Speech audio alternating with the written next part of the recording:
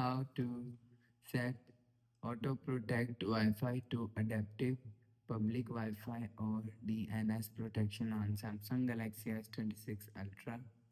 Let's start the video. First of all, go to App Library. Here click on Settings app. Now in Setting, scroll down and click on Security and Privacy. After click on Security and Privacy, scroll down and click on More Security Settings.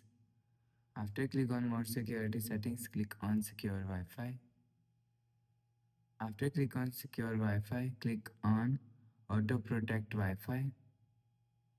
After click on Auto Protect Wi-Fi, so turn on this button. After turn on this button, you will see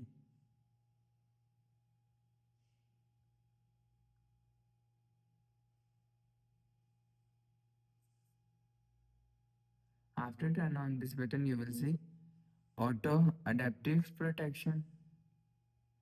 Adaptive Protection, Public Wi-Fi protection only, and DNS protection is here. If you want to set public Wi-Fi protection, click on public Wi-Fi protection. If you want to set DNS protection only, click on DNS protection only.